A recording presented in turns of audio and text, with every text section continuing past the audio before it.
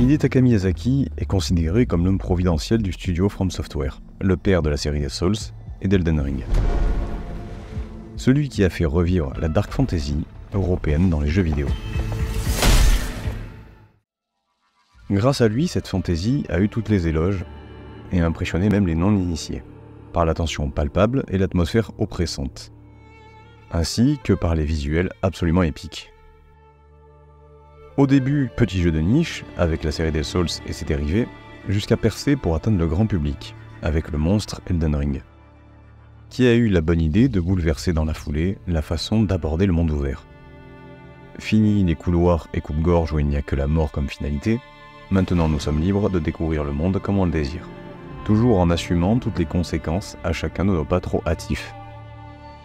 Mais le voyage en vaut le détour, parce que la liberté n'est pas que dans l'aventure. Elle était aussi dans la création d'architectures folles, d'aberrations géologiques improbables, et de couleurs aussi merveilleuses que mystiques. Bien que le monde entier pointe du doigt Miyazaki pour avoir absorbé, des fois sans réellement le cacher, tout le génie du manga Berserk de Kentaro Miura, qui est une série qui a débuté dans les années 90 jusqu'à nos jours, elle est reconnue presque unanimement pour la virtuosité de chaque planche, de la vélocité des mouvements, par la maîtrise quasi parfaite pour faire ressentir le poids des corps et des coups, aussi bien de la force des hommes ou de celle des monstres cauchemardesques. Cependant, on ne parle jamais de l'homme sans qui ces deux œuvres n'auraient jamais existé, ainsi que certainement une énorme partie de l'imaginaire fantasy et dark fantasy. Un homme dont le génie était déjà reconnu de son vivant, une sorte de valeur étalon par sa parfaite maîtrise de l'illustration. Le français Gustave Doré, l'artiste aux 10 000 illustrations. Celui sans qui Elden Ring n'existerait pas. Je fais une petite note d'intention. Cette fois-ci, il y aura moins d'aspects psycho-philosophiques. Je veux juste faire découvrir un artiste qui me fascine. Je trouve son génie compréhensible et remarquable même pour les moins initiés à son art, ou au mouvement artistique, romantique, dans lequel il s'inscrit. Finalement, ça sera plus une ode à l'imagination. Imagination, car chaque illustration et gravure que Doré a pu faire est une pierre supplémentaire, voire une clé de voûte, pour le grand édifice de la fantaisie épique. Vous allez voir pourquoi je dis ça, et à quel point cet homme, qui a vécu de 1832 à 1883, est en avance sur tout le monde, comme il est encore aujourd'hui totalement valable esthétiquement. Par exemple, son influence est si énorme, que même Peter Jackson s'est inspiré de ses visuels pour la trilogie du Seigneur des Anneaux. Donc le petit Gustave Doré est né de la plus simple des manières à Strasbourg. Sa famille avait relativement une bonne situation. Son père étant ingénieur maréchaussée, le jeune Gustave ne manqua de rien. Ils seront même 3 fils, chacun trouvant sa voie dans des domaines différents les uns des autres. Il a été illustrateur satirique et politique, et surtout, il est connu pour avoir illustré la Divine Comédie de Dante Alighieri, Don Quichotte de Miguel de Cervantes, les Contes de Perrault, ou encore les Fables de La Fontaine. Et vous devez déjà percevoir, avec ces quelques images, l'affiliation directe entre Elden Ring et Doré.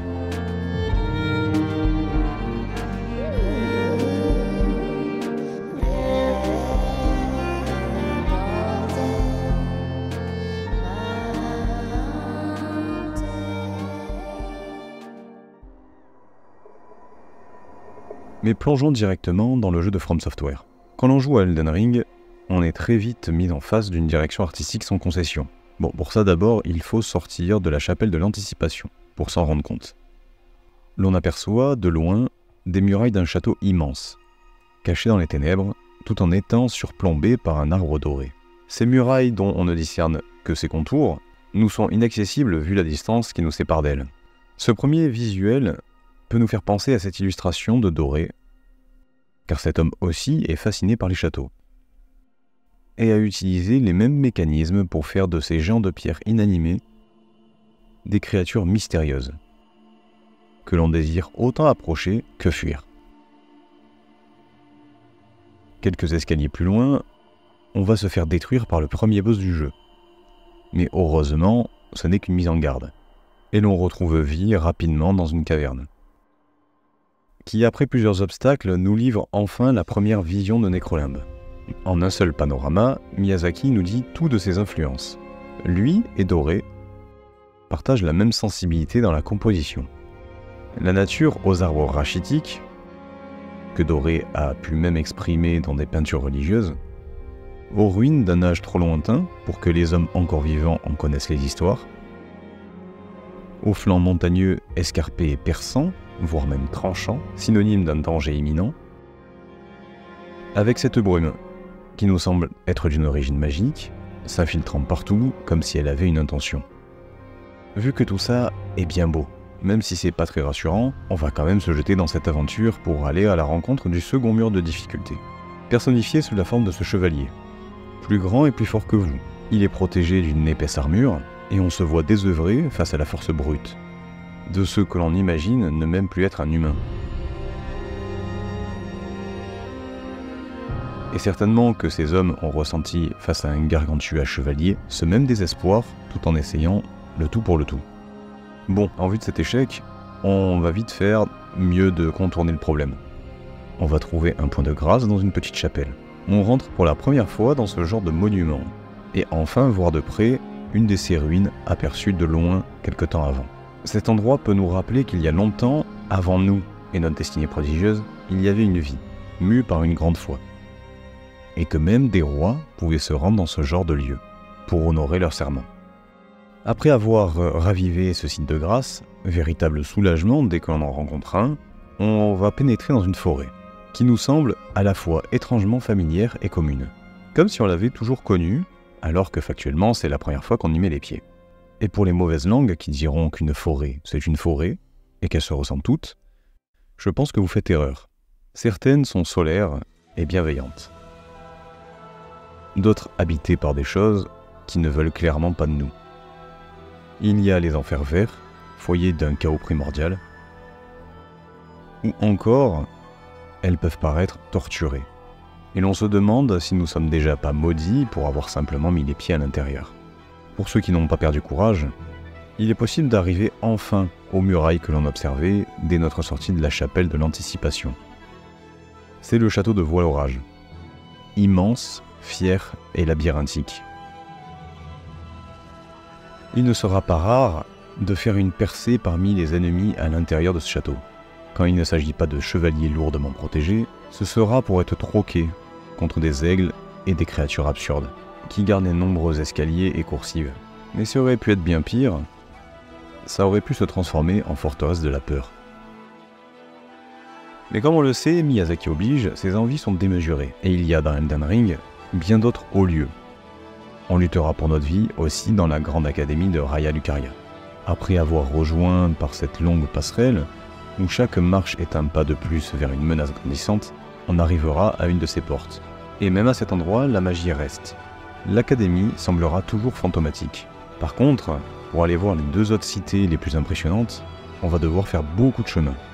Passer par des zones mortelles, où même les animaux les plus inoffensifs sont devenus des atrocités dénuées de bons sentiments. Et si par crainte, il nous vient l'idée de passer par les eaux, il est fort à parier que certaines créatures bien plus anciennes nous attendent pour nous barrer la route. Comme le cas des corbeaux. On avait déjà dans la série des Souls ce genre de mutation douloureuse, comme par exemple le mille-pattes des égouts, directement repris de Arachné, dans la Divine Comédie. Tant bien que mal, on arrive quand même à la grande capitale d'or et de pierre. Hostile entre gothique et architecture impériale. On évolue entre les moulures, la démesure et les colonnes. Véritable dédale, allant des prisons répugnantes à la haute capitale. Malgré son aspect solaire, elle reste le témoin d'un champ de bataille épique. Bien qu'on l'appelle la capitale royale, elle a aussi le nom de capitale des cendres. Et il ne sera pas rare de voir des bâtiments pratiquement ensevelis sous ces dernières. Comme autre destination qui a marqué les plus aventuriers, la cité cachée de Nokron, la ville éternelle. La ville à la fois sous terre et sous les étoiles. Elle peut facilement nous faire penser sous pas mal d'aspects à Babylone selon Doré. Il est drôle même de voir que la version colorisée a une réelle proximité de Nokron par les couleurs complémentaires. J'y vois aussi une même énergie dans cet arbre d'or, au tout début de la vidéo, qui était en réalité l'arbre-monde, bien connu dans le mythe scandinave. Sa lumière, aussi chaude que terrible, donne l'impression d'une puissance tourbillonnante, capable de brûler notre esprit si on le regarde trop longtemps. Cette même énergie que j'ai ressentie pour son illustration la plus connue, du paradis de la Divine Comédie. Il pourrait y avoir des myriades de comparaisons supplémentaires pour démontrer l'influence démentielle qu'a pu avoir Doré, sans parler de toutes les tentatives qu'il a eues au long de sa vie, ses créations sur des supports différents ou dans des styles même les plus abstraits. Malheureusement, suite au décès de sa mère, tant aimée, Gustave Doré va mourir rapidement, après une crise cardiaque. Il s'éteint trop tôt, à l'âge de 51 ans. Couplé au décès de sa mère, il a aussi été rongé par le désespoir de ne pas être reconnu en tant que peintre. Toutes ses toiles ont constamment été jaugées par les critiques de l'époque selon son talent d'illustrateur, alors que Doré prenait son travail d'illustrateur dans le rôle de peintre. Il aura laissé derrière lui un travail titanesque et unique, en ayant illustré et peint les plus grands textes. Il a même sculpté, et on retrouve des statues de lui au Texas. Ce monumental qui l'intéresse tant dans la peinture d'histoire qu'il pratique parallèlement, il va le reporter dans la sculpture. Et il va y avoir finalement la même relation ambiguë entre la critique et Doré pour la sculpture qu'elle existait pour la peinture. C'est-à-dire que certains vont considérer que c'est très intéressant pour un sculpteur autodidacte d'avoir réalisé un groupe aussi ambitieux et aussi bien construit. D'autres vont considérer que tout cela n'a pas grand intérêt. Gustave Doré fait partie de cette poignée d'artistes qui ont pu réussir à leur époque et à atteindre un certain succès. Il a quand même été reconnu pour son immense talent. Aujourd'hui encore, et certainement pour toujours, on le qualifiera de génie. Voilà, c'est une vidéo plus modeste, mais pas moins importante pour s'ouvrir à la culture de nos prédécesseurs. Et bien sûr que Miyazaki, comme Kentaro Miura, ont eu d'autres inspirations et utilisé des travaux d'autres artistes pour leurs créations respectives. Mais il y a quand même un héritage de l'imaginaire qui s'est transmis depuis des millénaires. Et il ne serait pas possible de retracer le véritable père de ce type de représentation. Mais Doré reste un pilier pour tous les artistes contemporains. Les hommes avant nous ne nous ont pas légué que des choses ringardes et vieillottes, comme on a tendance à le penser. Du moment que quelqu'un arrive à le moderniser comme Miyazaki, on se rend compte qu'il ne s'agit qu'une question de forme. Mais enfin, pour les plus curieux, et ceux qui ont tenu jusqu'à la fin de cette vidéo, je recommande le beau livre fantastique Gustave Doré. J'ai mis un lien Amazon dans la description. À bientôt.